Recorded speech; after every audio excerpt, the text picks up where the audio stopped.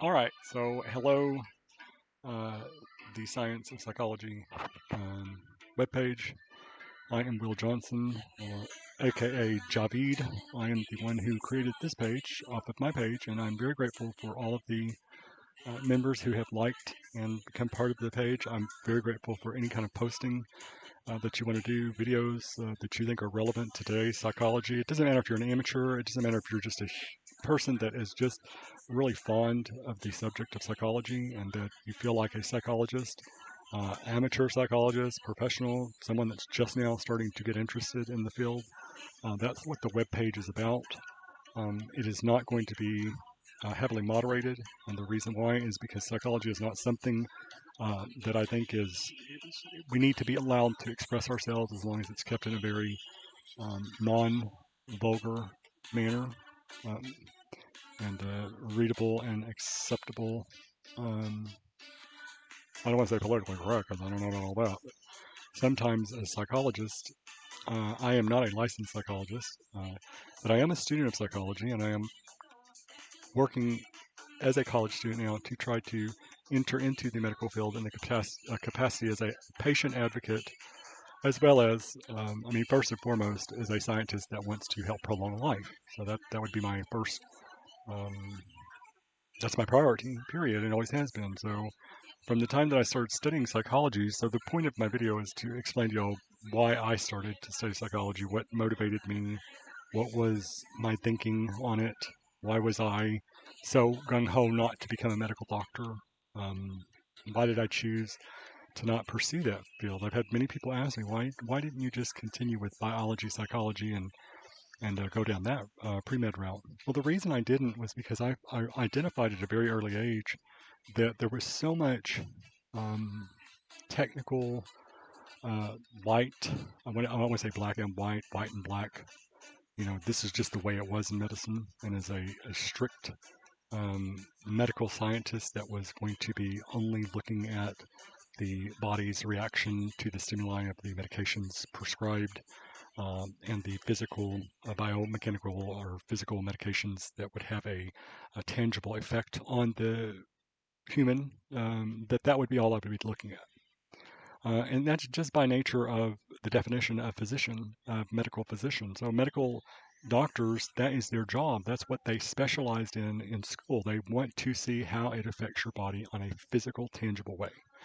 They absolutely care about how it affects you emotionally, mentally, and you know all of those things, and what it makes you think, what those thoughts can affect your health.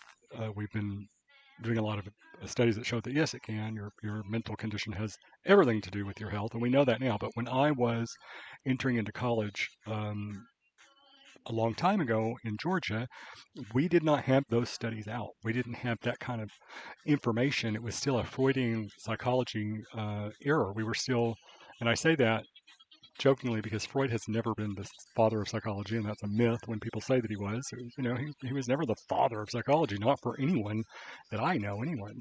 Anyway, we're in an era of, from everything I've read, we're in the era of appreciative psychology or of beneficial psychology where we don't believe in, as people who study psychology, we don't want a negative or a baneful response to anyone's thoughts or feelings or emotions because it has been demonstrated that that has a derogatory effect on the patient. So the scolding of a patient um, for doing wrong. I mean, you know, a lot of religious people have debated with me and said, well, spare the rod, spoil the child. That's part of an Old Testament verse. And so I respond to them because, it's always religious people that want to challenge people that are in medicine. And even if you're a psychology major or if you're in a non-tangible kind of gray area of psychology where you don't necessarily support the use of, some medications, maybe I don't, maybe I do, but I support doing anything it takes to save the person or to make them better. So that's just my bottom line. If it's going to have a shown, tangible, data-backed benefit to the person, and the person is open for that treatment, then I am absolutely all game for it. As long as the patient is okay with it, their family is okay with it, and they're on board, then why shouldn't we be? We need to give every patient every opportunity at our fingertips, at our disposal, to improve their quality of life, regardless of what our personal thoughts are on certain medications or certain things that are out there.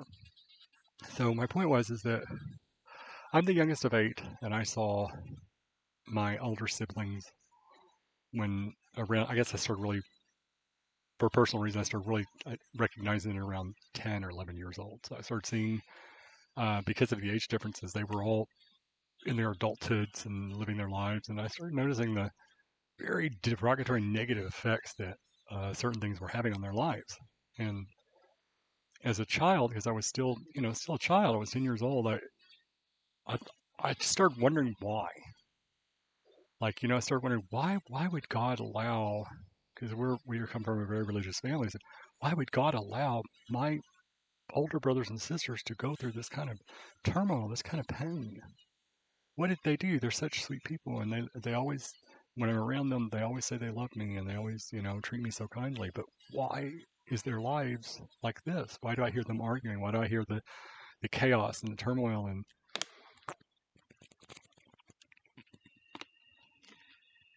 I'm thirsty. I walk a lot, so and it's hot here in Texas. Anyway, um, so that's what really got my wheels to spinning as a young person about psychology. Like, why do we think the way we think? Because I would often listen. I was a very bright kid, very bright preteen and bright teenager, and extremely intelligent, and always scored very high on all testing. And so I understood when people were talking, my older siblings and uh, the authoritative figures, the parents and grandparents, all that, and aunts and uncles. I understood innately who was right and who was wrong, and I always knew that the majority of the time the older people were right, and that whatever it was that they were scolding or getting on to the younger ones about was correct. Their position was correct, and that it was only through hard love and tough love that those older family members were trying to talk sense into, my siblings, or, scold them in a way that it would not um, have a reverse effect. Because as I said earlier, we're in an era, and we started entering that era not maybe a couple of decades ago, but we started entering an era where negative or physical punishment or scolding or talking down to our children or to others, it's gone. That day and age is over. That day and age is past. It is a part of the past. There are some remote villages in the United States where they still believe in that kind of thing, but that's kept to themselves, and it's kept undercover because, as we all know, the laws have been put in place where that kind of thing is not tolerated, period. So we don't believe in abuse. We don't believe in any type of physical abuse or harm to our uh, younger ones. So that is a reality. Now, the problem with that is what I find, and this might be a lengthy video because I'm going to go into depth here. The problem that I find with that, or the issue that I take with it, is when a person or persons are victims of abuse, at the time that they're being abused, they rarely have the courage or the willpower to come forward, especially when they're younger. Okay, now some older people, once they're 18 and over, I don't want to really speak on that, but I mean, I think a victim's a victim. I'm not real sure that I can paint victims of abuse with different colors of paintbrush, but they are not all the same, because we're not all the same. We're all individuals. And so every case, every patient is going to be individual. And as providers, whatever level of provider you are, if you're a receptionist, if you are a patient coordinator, if you are, whatever you do in the medical field, when you're dealing with psychiatric patients that are victims of abuse, sometimes their mood, their personality, or their reaction to your comments may seem, um, off because you didn't study that particular subject in school before you went into the medical field. Or you're a medical coding person and you didn't even study that aspect, but you do study that aspect because during those classes you learn about that too. You learn about bioethical principles, how we're supposed to treat each other, and it should be automatically, if you're a caregiver and you're in the medical field, that should be something it's just second nature to you, right? Because what motivated us to go into the medical field? What motivated us to want to be medical assistants? What motivated us to want to be nurse practitioners, our doctors. What motivated us? It was something very early in life, and most definitely most of the time is way before you graduate from high school, that you knew you were a caregiver. You knew that you just like to give caring to other people, right? You knew that you felt this great gratification when you had helped another individual around you. So that's generally what I have found that most stories of people who say, what motivated you to go into the medical field? That's what I hear. You hear that like across the board. Something happened in my life or something happened in my family's life that I was an integral part of, and or I saw this and I experienced this and it affected me this way. And so it motivated me to start going in that field where I can make sure that never happens to another person, or I could try to mitigate the effects of that if that happened to someone near or close to me. Or I want to be a part of solving those type of crises type situations, right?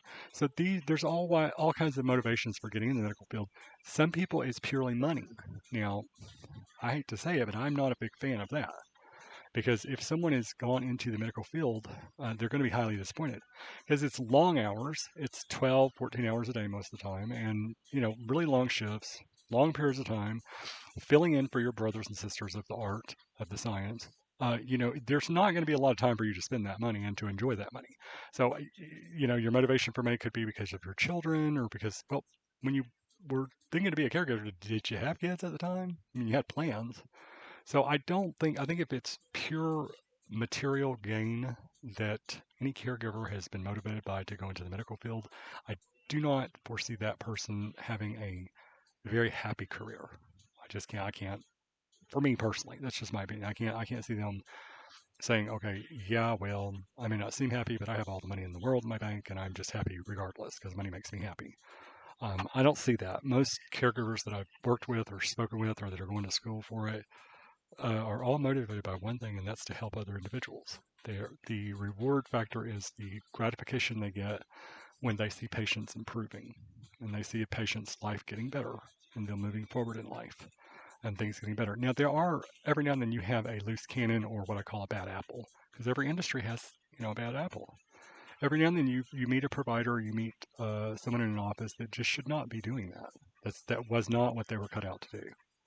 Maybe they were forced to go into that due to their family background. Maybe they were forced to go into that because they had no other choice. It was that or nothing, or whatever. I mean, there's so many reasons why there are people that are in the industry that, in my opinion, should not be working in that field, and everybody feels that way. Come on, when you go to a restaurant and you have a very bad server that has a very bad attitude, do you not think in the back of your mind, this person should not be doing this? And I'm not real sure if I want to eat that food that they bring back to the table, right? So we've all met those kind of people. Well, it's the same thing in every field. There's every field we have those people that after we have an experience with them as patients, right? Because I'm a patient too, first and foremost. I've been a patient, and that's my biggest motivator is I've been treated and how my family's been treated by providers. I want to make sure that as a provider, I treat them with utmost respect like I've been given. And that every now and then you get someone who doesn't live up to that expectations. You can't judge the entire industry by that experience. Is that correct? If we did that, everyone's had a bad experience at a fast food restaurant. Then you should never go out to eat at fast food again. If you had a few bad experiences and they didn't get your order right or whatever, then if we have that type of extreme mentality, then the whole industry must be like that. All fast food servers are like that. They're whatever industry you want to relate it to. We can't put everybody in the same boat, and I find that happens a lot in every industry in the United States. From my personal experience, is that people tend to anticipate the worst. Like a lot of times, people walk up to the counter in the store in front of me, and they're anticipating the worst treatment from that convenience store clerk. They're on defense. They're in defense mode, and it makes me wonder why. Why are people thinking this way? Well, you don't have to look very far. When you look at your television set, the first thing that you hear every day is some horrific thing that has happened in our world. And so it would only be natural that if that's what people are hearing all day long, every day, every time they turn on a handheld PDF device, every time they turn on their smartphones, their laptops, their anything, any type of digital pastime that they have, the first thing they have to do is sift through whatever has been put in front of our face, right? Whatever we're being fed. And although it is reality, you have a personal choice to read it or not. You have a personal choice to slide it with your finger off of your screen or not. So there's where I've always said when people say, well, how did you lose 276 pounds? How did you stop eating all of those cakes? And how did you stop eating fat food like you were eating to get up to 478 pounds? I said, well, I just did. I did it because I knew that if I didn't do it, I would die. So it's kind of like that with other toxic things around you in your life. So if you're constantly reading negative news stories, or so, well, I'm interested in that. Well, okay, you could be interested in it, but is it obsessive? Have you become obsessed with it? Because if you continuously feed your brain death and destruction and negativity, guess what your brain is going to think of all the time? Death and destruction and negativity. It's going to repeat because our brains are very similar to one another's, and whatever we feed our mind is what's going to be regurgitated by our mind, is what's going to come out of our mouths. That's what's going to come out of our thoughts. That's how our thoughts are going to be expressed. We are only a total sum of our life experiences. And a lot of our life experiences are not by choice. Granted, life is not fair. Nobody said it was going to be. And as you've been growing up all of your life, just like me, we've all heard life isn't a rose garden. Life was never told you that it's going to be a rose garden. It's hard. Life has growth and experience. But I think a young lady that I met today, we were talking and something came in the conversation and it made a lot of sense. We were talking about how much there's a lot of pain in the world right now. And we both realized, and we both came to that conclusion, and she brought it to my attention, I brought her attention. Is it that there's a lot more pain in the world right now because there's a higher population, or is it that with the information tools available, the internet, the 5G age, the amount of information we can receive at one time is that much greater packets of information can be transferred around the world. Is it that it gets to us so much quicker, and we are not allowing those who need more time to process those traumatic news events or whatever? We're not giving those people enough time that may not have enough education due to economic deprivation or whatever the case is, that they don't have enough education to understand the events of the world. Are we not giving those folks enough time to process it in a healthy way? Because everyone takes a little bit, different levels of time to process news that they hear, right? Not everyone grieves the same way. Not everyone celebrates the same way. Some people, like for me, if I was to graduate college tomorrow, you probably wouldn't even know it by the look on my face. Because I have a very, I've joked, not really joked, but I have made the statement that I believe that I have, um, was it Asperger's syndrome. I really think that maybe there's some aspects of my life that make me feel like I could be, one of those people that have genetically inherited that condition, or it could be that because I was autistic as a child, I'm now ADD and dealing with a lot of other uh, depression and things like that. That's personal. I'm giving y'all. Maybe that's why I have a flat personality. I don't know. That's just who I am. I have a very flat, non-reactive personality until I do react, and then I'm one of those people that I can react pretty passionately to things and non-violent, but I can be pretty. I can stand my ground when it comes to certain things. And if I can, I'll just walk away. So that's just not my nature. I pick and choose my battles wisely. Um, but that's it for me today. I hope that this video has been of substance to somebody. Um, I guess the whole point I'm trying to make is that be good to yourselves. Take time out, even if you're an amateur psychologist and you're just trying to give people advice on religion, on whatever it is that you're trying to do good in people's lives through a mental capacity, through your speech and through their thoughts. If it's on a religious level, if it's on astrology, numerology, tarot cards, reading palms, whatever it is that you're doing to try to help people spiritually and mentally, and be healthier and make positive lifestyle changes, then be good to yourself too. Don't, we have to practice what we preach. Make sure that you're going out there and you're meditating and you're walking and you're drinking enough water and you're, seeing physicians that you need to see to take care of yourselves. Because a lot of times caregivers, the biggest risk is that they neglect their own health and they neglect their own lives physically and mentally a lot of times because they want to help so many people. Their desire is to help people, and so they figure, okay, I'm gonna make that self-sacrifice to help as many as I can, and it doesn't really matter what happens to me. But that's not a healthy way of living, and that is exactly the opposite of what we're supposed to be telling people as healthcare providers. We're supposed to be demonstrating and practicing what we preach and eluding that health and that healthy lifestyle. So they need to see that we walk the walk as well as talk the talk. So that's the end of my soapbox today, and nice to meet you all.